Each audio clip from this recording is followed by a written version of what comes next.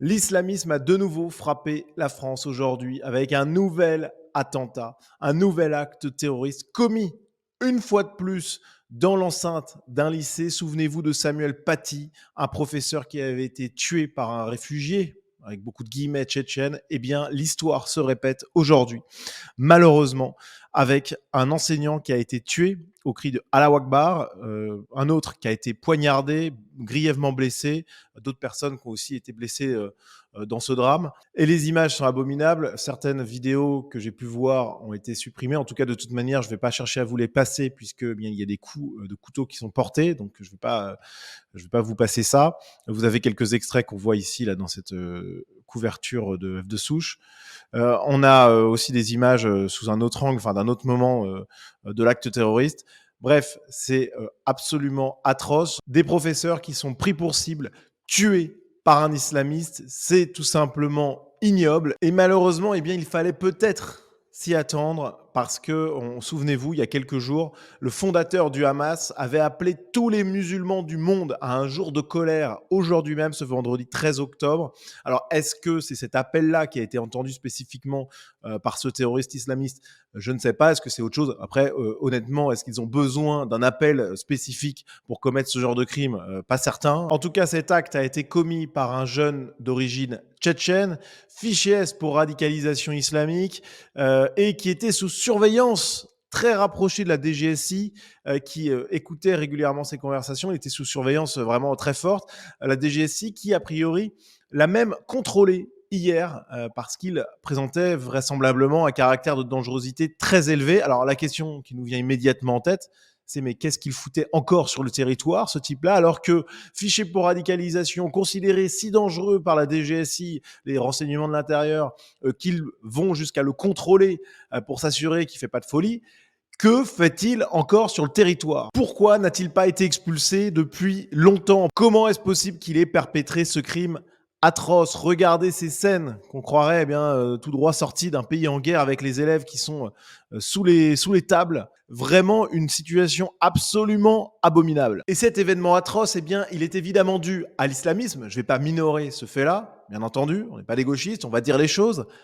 Mais justement, il est également dû à l'action idéologique et politique de la gauche. Le gauchisme est responsable de ce crime atroce. Le gauchisme est une idéologie qui nous a désarmés moralement, psychologiquement et concrètement face à toutes les menaces qui pèsent sur nous. Surtout, le gauchisme a promu depuis des décennies l'immigration extra-européenne massive sans contrôle qui nous amène évidemment ce genre de drame atroce sur notre territoire. Les gauchistes sont également responsables de tout ça parce qu'ils ont attaqué, condamné, diffamé les patriotes, les gens normaux, qui, comme dans tous les pays du monde, voulaient défendre l'identité de la France, voulaient défendre l'identité de l'Europe, voulaient juste contrôler l'immigration et ne pas ouvrir le pays à tous les vents. Les gauchistes ont tout fait pour empêcher ça. Les gauchistes, ce sont aussi ceux qui ne perdent pas une occasion d'attaquer la police. Ce sont ceux qui promeuvent le laxisme judiciaire. Ce sont aussi eux qui militent contre l'expulsion des clandestins ou des étrangers criminels. Ce sont eux, bien sûr, qui soutiennent les dérives islamistes, consciemment ou non. Ce sont eux, souvenez-vous, qui ont appelé à la révolte populaire lors des émeutes pour Naël. Ce sont eux aussi qui ont légitimé les actes du Hamas, les actes terroristes ignobles contre des populations civiles. Ce sont eux qui sont incapables de nommer le mal. Ce sont eux qui sont dans la soumission totale. Pour l'ensemble de ces éléments-là, sans compter ceux que j'oublie évidemment,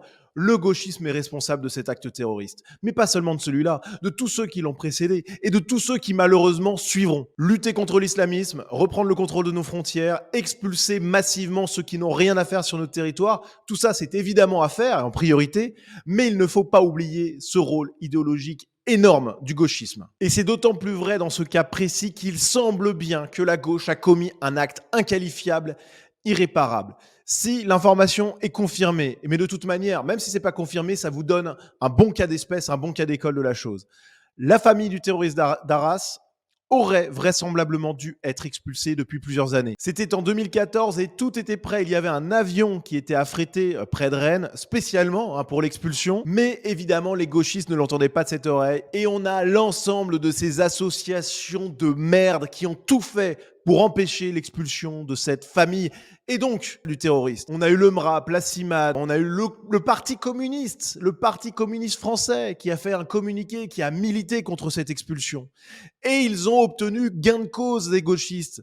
Ils ont réussi à faire en sorte que cette famille se maintienne sur le territoire. Voilà comment les gauchistes procèdent et voilà comment ils créent, dans ce cas ou dans plein d'autres, les conditions de crimes atroces. Regardez cet article de Ouest France qui revient sur ce moment où les gauchistes ont eu gain de cause et ont fait en sorte que la famille puisse se maintenir sur le territoire. On les voit ici, là, les militants prendre la parole.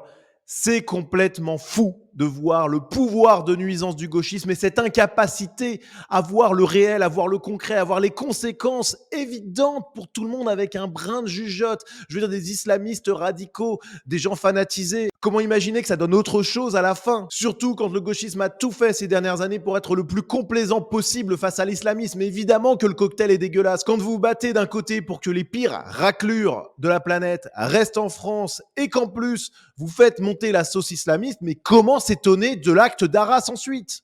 Ces gens-là sont responsables. Il y a un moment, il faut qu'ils rendent des comptes. Il faut qu'ils cessent de se défiler face à leurs responsabilités et il faut qu'on leur fasse cesser immédiatement toutes ces activités qui nous mettent en danger tous. Il y a un moment où il faut que ça cesse, il y a un moment où il faut qu'on dise stop aux gauchistes. Et ce moment, il est maintenant. La gauche doit définitivement tomber de ce piédestal moral sur lequel elle s'est installée contre tout bon sens, contre toute logique depuis des années, depuis des décennies. Il est temps que tout change. Et croyez-moi, ça va changer. Pourquoi je dis ça? Parce que nous sommes en train d'assister à la suite des prises de position complètement folles des gauchistes, et notamment la France Insoumise, et même jusqu'au NPA et compagnie, mais des positions de la gauche de manière générale, qui ont été complètement délirantes sur la question israélienne avec cette attaque terroriste du Hamas contre des civils israéliens qui a fait des centaines de victimes, des Bataclan x2, x3, des bébés tués, etc., des femmes violées, des femmes enlevées, bon bref, vous connaissez l'histoire.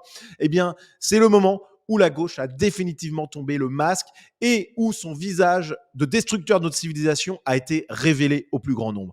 Et il y a un changement de paradigme incroyable qui est en train de se passer. Et il faut insister là-dessus parce que c'est le salut de la France et de l'Europe qui est en jeu.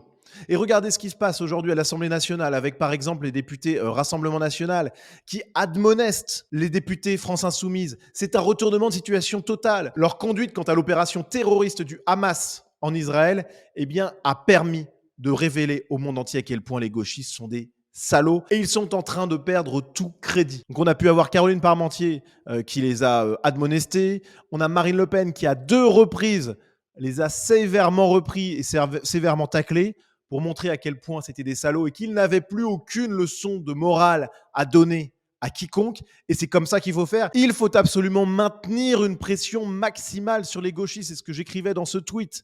Si on est bon, on peut enfin faire comprendre à tout le monde que l'idéologie gauchiste nous mène à la ruine. Voilà ce qu'on doit faire dans les jours, dans les semaines, dans les mois et dans les années qui viennent. Ça ne se fera pas en un jour, parce que malheureusement, les gauchistes ont largement gangréné les esprits, mais on va le faire parce qu'on a raison d'abord, que le réel nous le montre tous les jours et parce qu'on n'a pas d'autre choix pour sauver notre pays. Donc on va le faire. Et ce qui est très bien, c'est que justement, eh bien, il y a plein de gens qui sont en train de le faire. Regardez face aux réactions ici de Jean-Luc Mélenchon. Alors évidemment, pas un mot pour le côté islamiste et compagnie, évidemment, parce que ce sont des sales gauchistes et qui ne nommeront jamais le mal. Mais ce qui est très intéressant, c'est que du coup, eh bien, on a beaucoup de réactions qui les reprennent de volée et qui n'hésitent pas à leur rappeler leur compromission. Ici, c'est l'image du leader du Hamas qui avait appelé à des actes terroristes, hein, clairement, dans tout le monde entier, qui est reprise par Grégory Rouze. On a Mathilde Panot, qui nous parle d'un acte horrible. Alors pareil, pas le mot islamiste, etc. Merci aux policiers. Merci aux policiers, alors qu'ils leur crachent dessus toute l'année. Je veux dire, c'est complètement dingue. Donc il y a un moment, il faut leur rentrer dans l'art. Et là, c'est exactement ce que beaucoup de gens font. Et c'est ce que j'apprécie énormément. Il y a un changement d'ambiance extraordinaire dans le pays. On est en train de mettre la gauche face à ses responsabilités. Et ça va tout changer. Regardez, Brésinfo qui tweet en réponse, Stanislas Rigaud, Pierre Sautarel aussi, Isabelle Surplis qu'on connaît bien. Pierre Sautarel qui rappelle qu'il y a un mois, sur la question de la baya et donc de l'islamisation de la France et des lycées, eh bien, il avait un discours qui était de favoriser cette islamisation.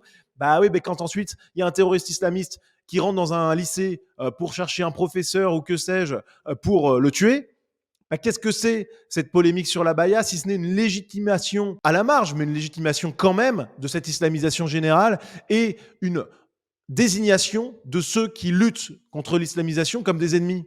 Qu'est-ce que c'est sinon ça? C'est de la soumission totale et ça, on est de plus en plus à leur dire. Regardez Alice Cordier qui reprend de voler David Guiraud qui a supprimé son tweet depuis, parce qu'il s'est rendu compte qu'il avait dit une fois de plus une énorme connerie en disant dans l'attente des motifs de cet acte immonde. Mais le type avait crié à la Akbar, tout le monde le savait dès le début. Au moment de rédiger ce tweet, il le savait aussi. Donc évidemment, bon, c'est de la folie. Mais pareil, il faut pas laisser passer ça. Il a supprimé.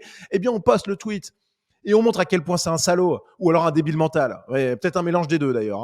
Hein. On a également Cro-Blanc qui là ici parle en reprenant le tweet de Mathilde Panot d'indécence. Donc voilà, on les lâche pas, il faut maintenir la pression. Laurent Berton, pareil, qui reprend le tweet de Mathilde Panot pour montrer à quel point il manque des mots, des termes dans ce tweet. On a également Julien Rochdy qui parle du tweet de David Guiraud depuis supprimé. Fermez-la ce jour complètement, vous êtes responsable. C'est sur ça qu'on doit insister, on doit leur montrer à quel point les gauchistes sont responsables de ça, qu'on le sait désormais et qu'on va tout faire pour qu'ils arrêtent leur folie. Je le répète, les gauchistes ont tout fait pour favoriser l'immigration extra-européenne. Ils ont tout fait pour favoriser l'islamisation de la France. Ils ont tout fait pour criminaliser ceux qui, en France et ailleurs, s'opposaient à cette folie. Les gauchistes sont donc responsables de cet acte et ils en sont même responsables de manière très concrète parce que par leur politique de lutte contre les expulsions de clandestins et de gens qui l'ont mérité, ils permettent le maintien sur le territoire de potentiels terroristes comme c'est ici le cas. La gauche est responsable. Il faut que ça se sache, il faut qu'on riposte, le temps est compté, l'islamisation du pays est enclenchée, l'immigration extra-européenne, qui n'est pas que musulmane d'ailleurs, hein, l'islamisation c'est pas le seul problème, mais bon là aujourd'hui clairement ça l'est. Donc l'immigration extra-européenne, elle est en train de submerger notre pays et notre civilisation. Tout ça c'est la faute des gauchistes. Et on ne laissera plus passer ça. Le temps est venu de se révolter contre cette idéologie abominable qui a fait tant de morts et qui malheureusement en fera tellement d'autres. On ne va plus rien laisser passer. On va se battre ensemble et le gauchisme va être détruit. Voilà la seule issue possible pour la France et pour l'Europe. Et promis, on va tout faire pour y arriver.